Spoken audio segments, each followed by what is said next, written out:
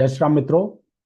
मैं आपका ज्योतिष मित्र राकेश पांडे आज पुनः वैदिक इनसाइट्स अनवेल्ड चैनल में आप सभी का स्वागत करता हूं। तो साथियों, पिछला वीडियो जो था, हमने यह समझने का प्रयास किया कि जातक के जीवन में अच्छा समय कब आएगा, गोल्डन पीरियड कब आएगा। तो आज हम साथियों चर्चा करेंगे कि जीवन में संघर्ष भरा समय को हम कैसे पहचानें, चुनौतीपूर्ण भरा समय को कैसे पहचानें। तो ज्योतिष शास्त्र क्या हमारी मदद कर सकता है।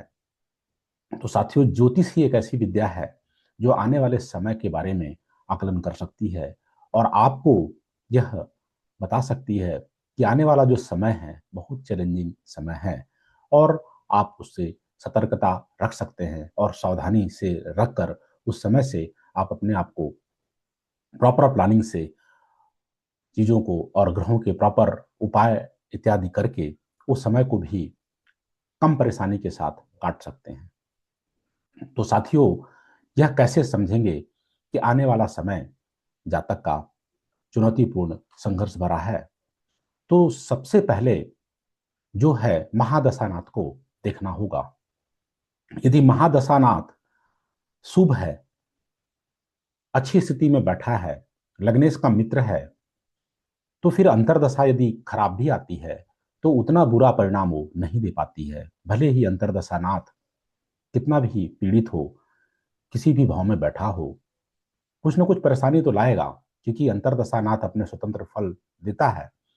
लेकिन महादशानाथ भी यदि खराब है और यदि अंतर्दशानाथ भी खराब हो जाए, तब वह समय जातक के जीवन में बहुत कष्टप्रद हो सकता है। उसके जीवन में आर्थिक या स्वास्थ्य संबंधित या पारिवारिक कुछ न कुछ बहुत बड़ी चुनौती का उसे सामना करना पड़ेगा। तो यदि महादशानाथ लग्नेश का शत्रु हो और छठे, आठवें या 12वें भाव में पीड़ित अवस्था में बैठा हो, पीड़ित अवस्था मतलब पाप ग्रहों से दृष्ट हो, जैसे शनि, राहु, मंगल, केतु, या इनके साथ युद्ध हो और लग्नेश का शत्रु हो, तो फिर वो और अधिक उसमें अशुभता हो जाएगी, अशुभ फल देने का प्रयास अधिक करेगा। और यदि अंतर्दशानाथ भी महादशानाथ से छठे, आठवें बैठा हो, इसीलिए कहते हैं कि षडाष्टक की दशा जो होती है उसे बहुत सावधानी से देखना चाहिए। तो महादशानाथ से अंतर्दशानाथ छठे बैठा हो या आठवें बैठा हो, या महादशानाथ से अंतर्दशानाथ 12वें स्थान में बैठा हो, तो उसे दो बारह संबंध कहते हैं। तो द्विद्वादश की दशा अंतर्दशा या षडाष्टक की दशा अंतर्दशा सावधानीपूर्ण देखनी चाहिए। लेकिन सिर्फ षडाष्टक की दशा देख के या 2/12 की दशा देख के परेशान होने की जरूरत नहीं है। हमें अन्य फैक्टर्स को भी देखना और समझना होगा। तो आज हम जो समझना चाह रहे हैं कि जो दशा अंतर्दशा है, दोनों 6-8 या 2/12 की महादशा अंतर्दशा हो और यदि दोनों आपस में शत्रु हों, लग्नेश के भी शत्रु हों और पीड़ित भी हों, तो ऐसी दशा अंतर्दशा जातक के जीवन में बहुत कष्टप्रद होगी और उसे बहुत सारी परेशानियों का जीवन में सामना करना पड़ेगा। तो साथियों, आइए एक हम छोटे से चार्ट के माध्यम से इसको समझने का प्रयास करते हैं।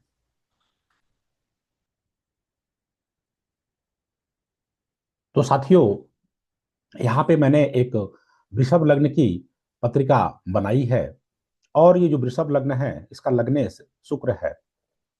यहाँ पर जो अंतरदशानाथ महादशानाथ है वो गुरु है। यहाँ पर हम जो चर्चा करेंगे, गुरु की महादशा में यदि मंगल की अंतर्दशा मिल जाए, तो साथियों जो गुरु है वो महादशानाथ है और छठे भाव में बैठा है। छठे भाव में शत्रु राशि में बैठा है, क्योंकि शुक्र की राशि तुला राशि में बैठा है, तो यह इसके शत्रु की राशि हुई।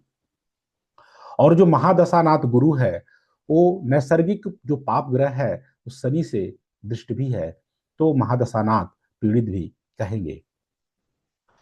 तो प्रतिकूल ग्रह और प्रतिकूल स्थिति दोनों हो गई। तो महादशानाथ एक तो ऐसे ही प्रतिकूल, लग्नेश का शत्रु, और खराब स्थान में भी बैठ गया और एक नैसर्गिक क्रूर ग्रह शनि से दृष्ट भी हो गया। तो ऐसी महादशा को हम अच्छी महादशा नहीं कहेंगे। अब बात आती है कि महादशानाथ का यदि सपोर्ट ना हो और अंतरदशानाथ भी खराब फल देना चाहे, तो वो समय बहुत अधिक परेशानी से संबंधित समय हो सकता है। तो यहाँ पर यदि अंतरदशानाथ मंगल है, तो मंगल यहाँ पर द्वादश भाव का भी स्वामी है। इसकी मूल त्रिकोण राशि द्वादश भाव की है और ये मंगल पंचम भाव में बैठा है, जो कि महादशानाथ से 12वें स्थान में बैठा है। तो जैसा हमने समझा कि महादशानाथ से अंतरदशानाथ यदि 12वें भाव में बैठा हो, तो वो अंतरदशा अच्छी नहीं जाती है। और यहाँ पर तो मंगल जो है एक राहु केतु एक्सिस में भी है और मंगल यहाँ पर बुध की राशि में है, जो बुध मंगल का शत्रु है।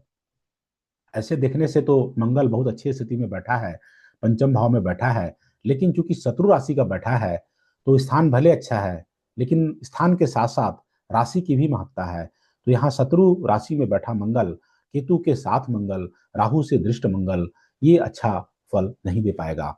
तो जिस जातक की इस प्रकार की महादशा में ऐसी कोई अंतरदशा मिल जाए, ये जस्ट मैंने एक एग्जाम्पल दिया, आपको कॉन्सेप्ट यही देखना है कि महादशानाथ से अंतरदशानाथ का एक्सिस षडाष्टक हो, दोनों ही पीड़ित हों, और यदि दोनों लग्नेश के शत्रु हों, तो फिर और अधिक समस्या हो सकती है। तो यहाँ मंगल भी शुक्र का मित्र नहीं और गुरु भी शुक्र का मित्र नहीं, तो महादशानाथ अंतरदशानाथ लग्नेश के लिए अच्छा नहीं करना चाहते हैं और दोनों ही पीड़ित अवस्था में हैं। और महादशानाथ तो बहुत छठे भाव में बैठा है और शनि से दृष्ट भी है, और अंतरदशानाथ जो विशेष फल देता है, क्योंकि जो घटना उस समय घट रही है वो अंतरदशानाथ ही देता है।